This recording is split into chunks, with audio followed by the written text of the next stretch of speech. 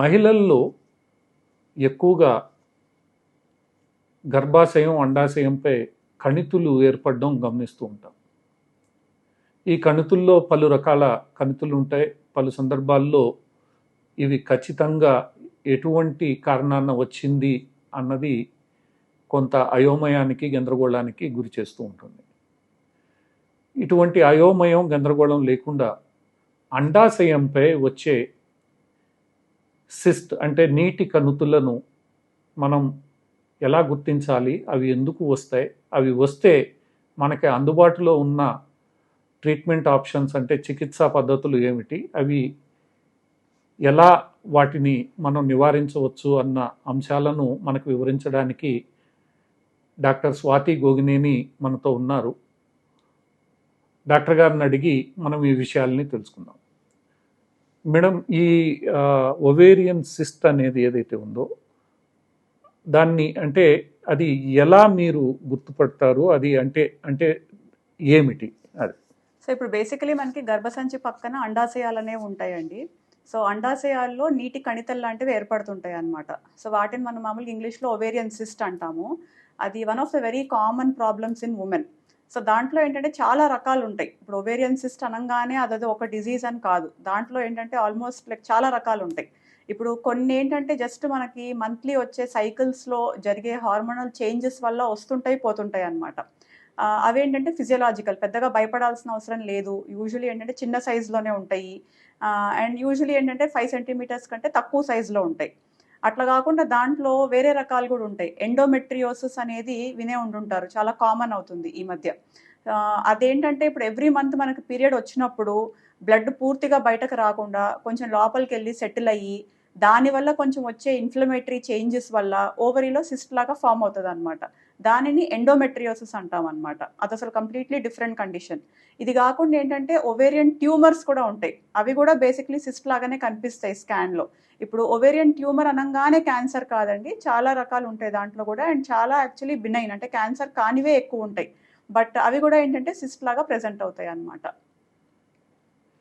అంటే ఇప్పుడు ఈ మీరు చెప్పినట్లు ఈ మల్టిపుల్ కండిషన్స్లో ఈ నీటి కణిత అనేది ఎలా గుర్తించవచ్చు? అంటే అది నీటి కణిత, ఇది క్యాన్సర్ కాదు, ఇంకోటి కాదు అన్నది మనం ఎలా నిర్ధారించవచ్చు? ఒకటండి, అన్ఫార్చునేట్లీ ఏంటంటే చాలాసార్లు అసలు పేషెంట్కి ఏ సిమ్టమ్స్ ఉండకపోవచ్చు.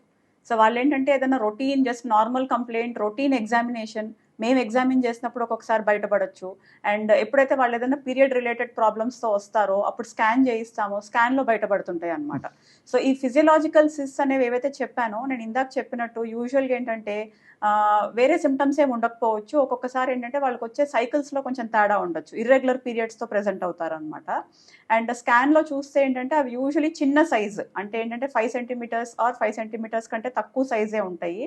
అండ్ క్లియర్ సిస్ట్ అంటే జస్ట్ వాటర్ ఫిల్డ్ సిస్ట్ లాగా ఉంటాయి అన్నమాట. ఈ ఎండోమెట్రియోసిస్ అనేది ఏదైతే చెప్పానో యూజువలీ కోర్స్ అవి కూడా చిన్న సైజులో ఉండొచ్చు or they can reach a big size. But దాంట్లో ఏంటంటే blood or chocolate type material అనేది ఉంటుంది.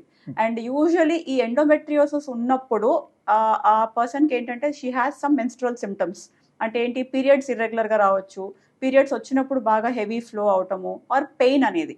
అంటే ఏంటి, ఆ పెయిన్ అనేది ఓన్లీ పీరియడ్స్ అప్పుడే ఉండాలని కూడా రూల్ లేదు. మరి ఈ సివియర్ కేసెస్లో పీరియడ్తో సంబంధం లేకుండా కూడా పెయిన్ అనేది ఉండొచ్చు. అంటే ఏంటి, త్రూ అవుట్ ద మంత్ మరొకసారి 10 to 15 days ఎవ్రీ మంత్, అంటే పీరియడ్ వచ్చిన ఓన్లీ 4-5 days కాకుండా కూడా దే కెన్ ప్రెజెంట్ అనమాట. అండ్ ఇంకా ఎక్స్ట్రీమ్ కేసెస్ ఆ ఎండోమెట్రియోసిస్ అనేది ఓన్లీ ఓవరీకే కూడా కన్ఫైన్ అవ్వదు, వెళ్ళి మనకి ఇంటెస్టైన్స్ దగ్గర ఉండొచ్చు, బ్లాడర్ దగ్గర ఉండొచ్చు. అప్పుడు ఏంటంటే ఆ రిలేటెడ్ సిమ్టమ్స్ ఉంటాయి. ఇంటెస్టైన్స్ దగ్గర ఉందనుకోండి, వాళ్ళకి పాపం మోషన్కి వెళ్ళేటప్పుడు పెయిన్ అని కంప్లైంట్ చేస్తారు. ఆర్ బ్లాడర్ దగ్గర ఉందనుకోండి, యూరిన్ పాస్ చేసేటప్పుడు పెయిన్ అని కంప్లైంట్ చేస్తారు. సో ఇదేంటంటే మనకి ఎండోమెట్రియోసిస్.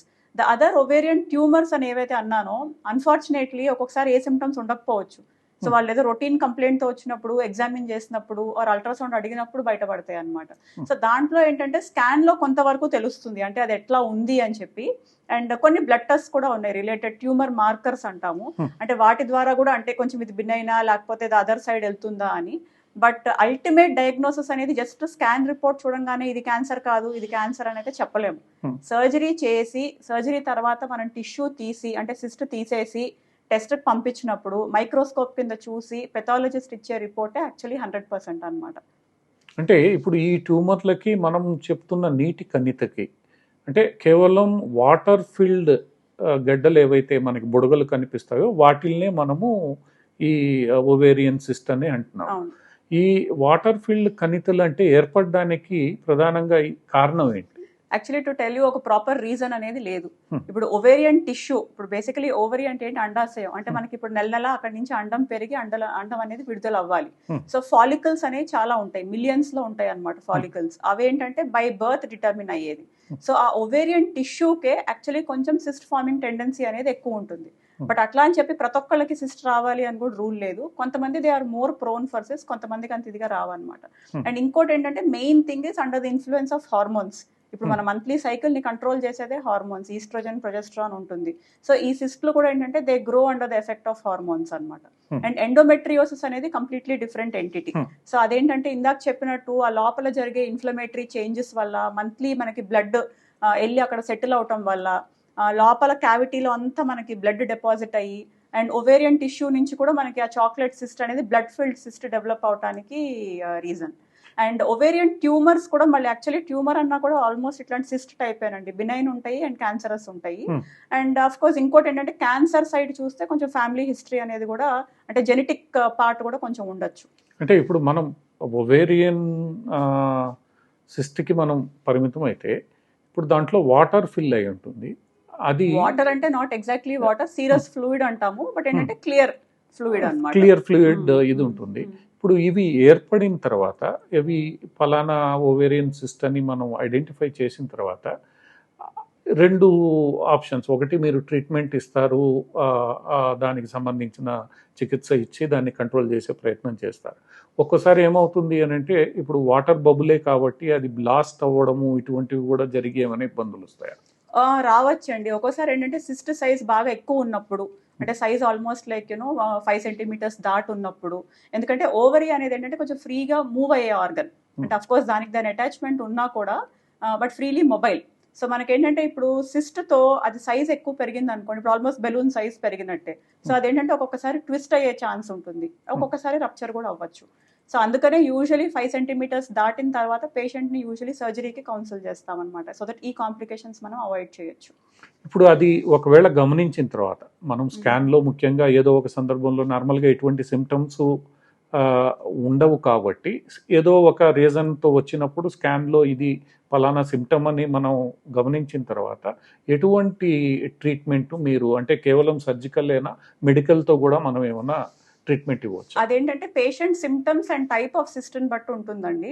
సో ఇప్పుడు మనం కనుక ఫిజియలాజికల్ సిస్ట్ అన్నాను ఇందాక, అంటే సైకిల్లో మనకి జస్ట్ అంటే నార్మల్ హార్మోనల్ చేంజెస్ వల్ల వచ్చే సిస్ట్లు.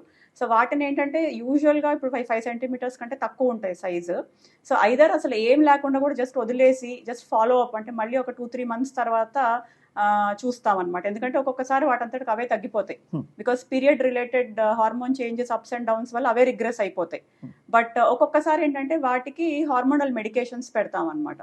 సో నార్మల్గా ఏంటంటే బర్త్ కంట్రోల్ పిల్స్ అని ఉంటాయి. సో నార్మల్గా ఏంటంటే అవి కాంట్రాసెప్షన్ అంటే ప్రెగ్నెన్సీ రాకూడదు అని ఇచ్చే టాబ్లెట్స్, అవి సైకిల్ రెగ్యులరైజేషన్కి ఇస్తాము, at the same time cyst తగ్గడానికి కూడా వాడతాము. సో అవి ఒక 2-3 సైకిల్స్ పెట్టేసి 3 సైకిల్స్ తర్వాత మళ్ళీ స్కాన్ రిపీట్ చేసి చూస్తాము. సో ఇట్లాంటి సింపుల్ సిస్ట్ చాలా వరకు they reduce with medications. And endometriotic cyst ఏదైతే ఉందో దానికి కూడా మెడికల్ ఆప్షన్ ఉంటుంది, సర్జికల్ ఆప్షన్ ఉంటుంది. చిన్న సిస్ట్లు ఉన్నాయి, పేషెంట్కి పెద్దగా సిమ్టమ్స్ ఏం లేవు, young patient, usually we try to avoid surgery.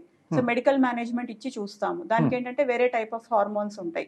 But supposing cyst పెద్దగా ఉంది అండ్ పేషెంట్ సిమ్టమాటిక్, నేను ఇందాక చెప్పినట్టు బాగా పెయిన్, ఇప్పుడు హస్బెండ్ అండ్ వైఫ్ కలిసేటప్పుడు పెయిన్, అలాంటప్పుడు ఏంటంటే మనం ఖచ్చితంగా సర్జరీ వైపు ప్రిఫర్ చేయాలి. సో లాప్రోస్కోపీ అనేది చేసి అసలు ఒకసారి ఇన్సైడ్ పిక్చర్ ఎలా ఉంది చూసి ఆ సిస్ట్ వరకు తీసేస్తాము. అండ్ ఎండోమెట్రియోసిస్లో ఏంటంటే యూజువలీ అంటే అదర్ ప్లేసెస్లో కూడా ఉండటానికి ఛాన్స్ ఉంటుంది. సో వాటిని కూడా ట్యాకిల్ చేయాలి.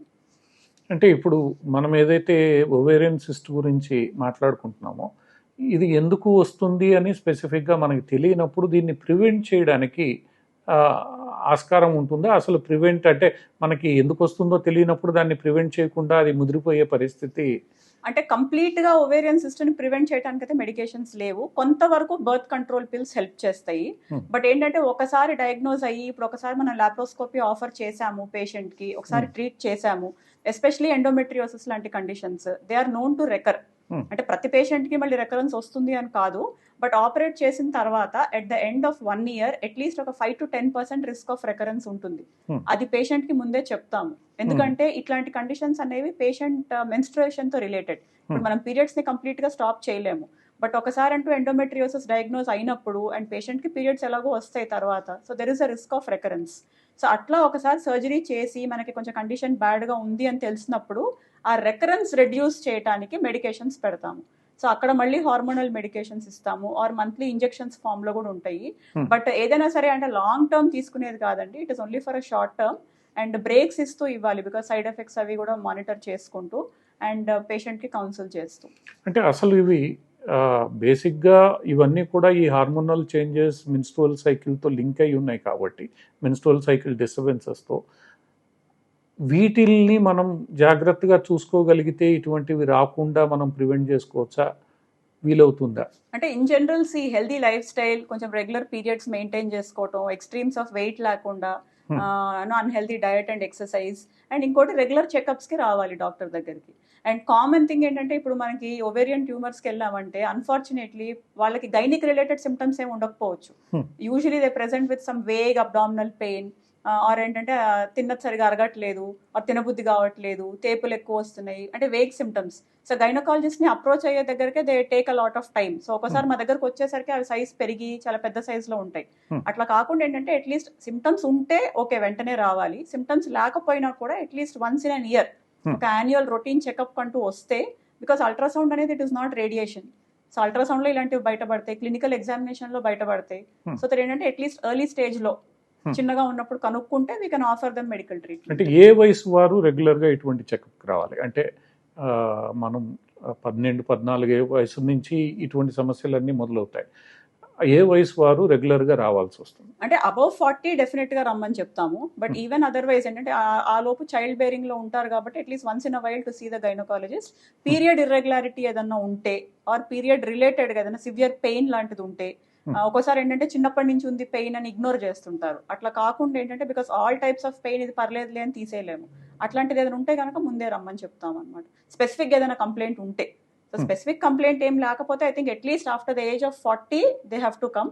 అండ్ ఈవెన్ బిఫోర్ దట్ ఇప్పుడు పాప్స్మియర్ అనే టెస్ట్ వినే ఉంటుంటారు. Of course it's not related to ovarian, but ఏంటంటే పాప్స్మియర్ అనేది routine screening. So once in 3 years చేయించుకోమని చెప్తాము. సో పెళ్ళైన తర్వాత ఏంటంటే ఎవ్రీ 3 years కి పాప్స్మియర్ టెస్ట్ చేయించుకోవాలి. అలాగే బ్రెస్ట్ ఎగ్జామినేషన్ ఒకటి రొటీన్ గా అవ్వాలి, బికాస్ బ్రెస్ట్ క్యాన్సర్ అనేది కామన్. సో అలాంటి వాటికి అట్లీస్ట్ రెగ్యులర్ గా once in an year even ఆ ఏజ్ గ్రూప్ వాళ్ళు కూడా వస్తే బెటర్. సో డాక్టర్ గారు చెప్పినట్లు నియమిత కాలంలో రెగ్యులర్గా మన హెల్త్ స్క్రీనింగ్ అనేది చేయించుకోగలిగి ఆరోగ్యకరమైన జీవన శైలిని అవలంబించగలిగితే ఇటువంటి ఆరోగ్య సమస్యలను రాకుండా మనం చూసుకోవచ్చు. ఏదైనా ఇబ్బంది తలెత్తినప్పుడే వైద్యుల్ని సంప్రదించకుండా ముందే వాటిల్ని కనుక్కోవడానికి అవసరమైన స్క్రీనింగ్ను రెగ్యులర్గా చేయించుకోవాలి. అలా చేయించుకోగలిగితే ఇటువంటి సమస్యలు మనకు దూరంగా ఉంటాయి.